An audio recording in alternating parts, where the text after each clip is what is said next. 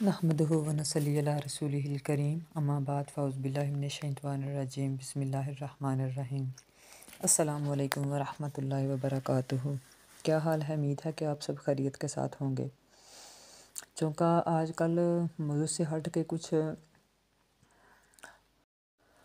موضوع کو زیر بحث بنایا ہوا ہے، کیونکہ آج کل جو ہمارے حالات جا رہے ہیں نا، یہ ضرورت ہے ہر بندے کو اویئرنیس کی۔ تو اس کے لیے جو ضروری ہے، سب سے جو زیادہ امپورٹنٹ چیز ہے، میں سمجھتی ہوں کہ سب سے پہلے ہمیں خود اپنا محاسبہ کرنا چاہیے۔ مختلف ٹاپک کے اوپر تھوڑی سی گفتگو کرنے کا مقصد صرف یہی ہے کہ اس پرفتن دور میں اگر کچھ ہم بھی اپنا حصہ ڈال لیں تو میرے خیال سے اس سے بڑی اور سعادت کوئی نہیں ہے۔ تو سب سے پہلے اپنا محاسبہ، اور اپنے محاسبے کے لیے سب سے پہلے جو ہمارے منہ میں حرکت کر رہی ہے، جس کو زبان کہتے ہیں، جب یہ پاکیزہ ہوگی، جب یہ اچھا بولے گی نا، تو پھر انشاءاللہ سارے معاملات جو ہے نا وہ درست ہو جائیں گے۔ اللہ تعالیٰ مجھے، آپ سب کو اور ساری امت مسلمہ کو مغفرت اور ہدایت نصیب فرمائے، آمین۔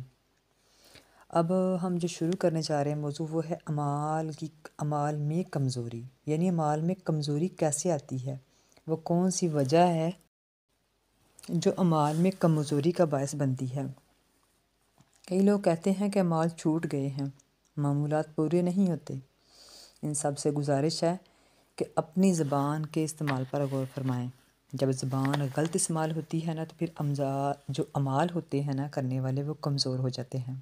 زبان بہت بڑی نعمت ہے اللہ تعالیٰ کی، اور یہ بہت طاقتور مشین بھی ہے۔ اسی سے تو ہم اللہ اللہ کرتے ہیں، اسی سے تو ہم کلمہ طیبہ پڑھتے ہیں۔ یہی زبان کسی انسان کو قیمتی اور کسی کو بالکل بے قیمت بنا دیتی ہے۔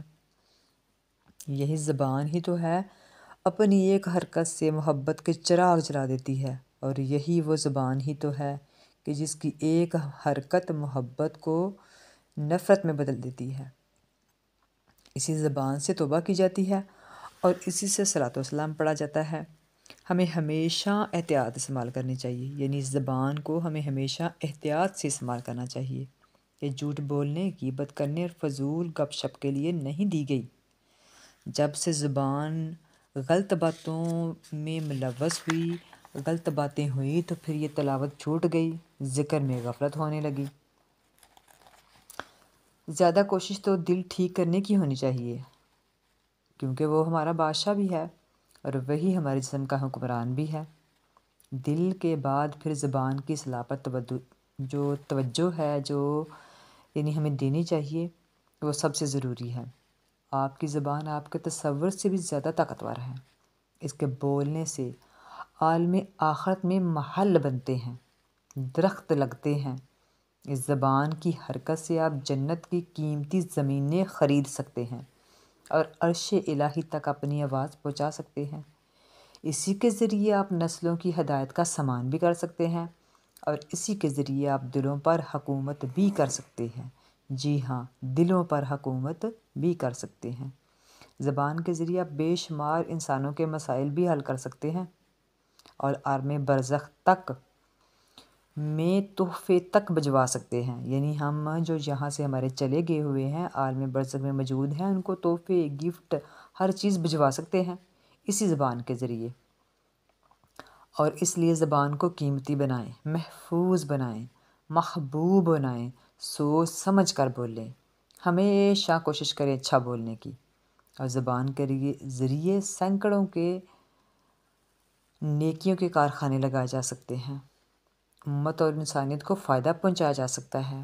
آپ صرف ایک دن میں آپ یہ روٹین بنائیں اپنی، اور پھر دیکھیں بھلا یہ صحیح ہے یا غلط بات ہے۔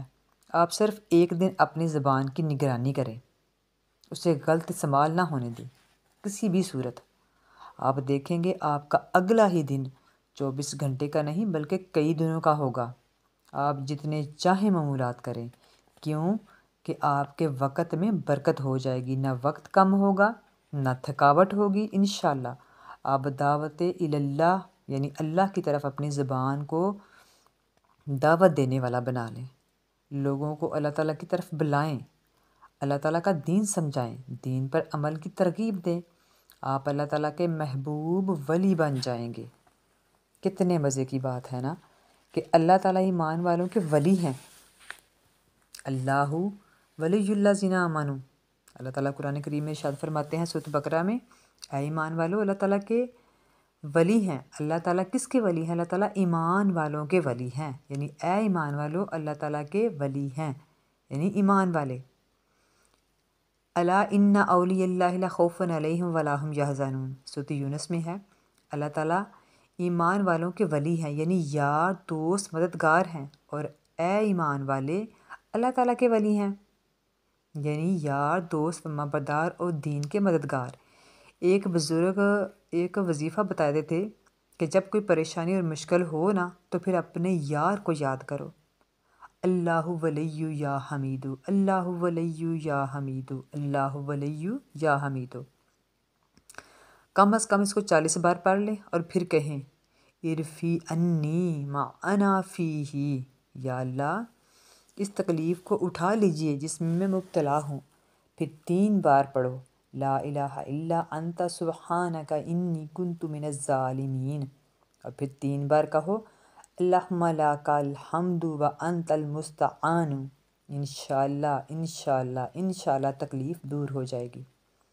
انسان کتنا بڑا ولی کیوں نہ ہو، ہے تو بہرحال انسان، اس لیے کبھی کبھار اندھیروں میں ڈوب جاتا ہے، تب اللہ تعالیٰ اس کے ولی یعنی یار مددگار بن کر آتے ہیں اور اس کو اندھیروں سے نکال کر روشنیوں میں کھڑا کر دیتے ہیں اور نور میں کھڑا کر دیتے ہیں۔ ارشاد فرمایا اللہ تعالیٰ ایمان والوں کے ولی ہیں، انہیں اندھیروں سے نکال کر نور میں نکال لاتے ہیں، یعنی یہ سورۃ بقرہ میں اللہ ولی الذین آمنوا یخرجوہم من الظلمات الی النور کا ترجمہ ہے۔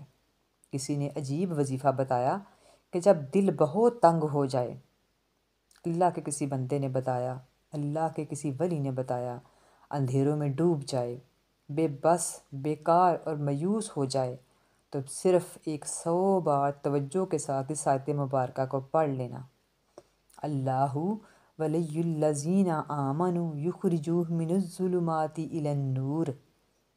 اس کے بعد 10 بار سورۃ عالم نشرہ پڑھ لیں، آپ کا دل فوری طور پر روشنی پائے گا، اندھیرے اور یعنی گھٹن جو ہے وہ اسے نکل آئے گا انشاءاللہ تعالیٰ، اندھیروں سے نکل کر روشنیوں میں آ جائے گا۔ یاد رکھیں اللہ نور ہے، اللہ نور السماوات والارض، اللہ زمینوں اور آسمان کا نور ہے، تو جو زمینوں اور آسمان کا نور ہے اس کو تیرے دل میں روشنی بھرنے کے لیے ایک لمحے کی ضرورت ہے، اور وہ لمحہ وہ کہ جو توجہ اور محبت اور دل جمی کے ساتھ کیا ہوا ہو، کیوں کہ میرا رب کیا دیکھتا ہے، میرا رب ظاہریت نہیں دیکھتا، میرا رب دلوں میں چھپے ہوئے جذبے دیکھتا ہے، دلوں میں چھپی ہوئی مخلصی جو ہے وہ دیکھتا ہے، دلوں میں چھپی ہوئی محبت جو ہے وہ دیکھتا ہے۔ تو انشاءاللہ جب اللہ کی ذات سے آپ نور اور روشنی مانگیں گے تو وہ میرا رب کبھی بھی بندے کو مایوس نہیں کرتا، اور انشاءاللہ اس کو اندھیریوں سے نکال کر اپنے نور کی روشنی میں لا کھڑا کرتا ہے، اور جب انسان روشنی میں کھڑا ہو جاتا ہے تو پھر اس کو ہر چیز صاف صاف دکھائی دینا شروع ہو جاتی ہے۔ آخر میں اس دعا کے ساتھ کہ اللہ تعالیٰ کی ذات اپنی آسمانوں اور زمین کے نور سے ایک چھوٹا سا ذرہ ہمارے دل کو آبیاری کے لیے، ہمارے دل میں روشنی کے لیے مجھے بھی عطا فرمائے اور آپ سب کو بھی عطا فرمائے، آمین۔ السلام علیکم ورحمۃ اللہ وبرکاتہ۔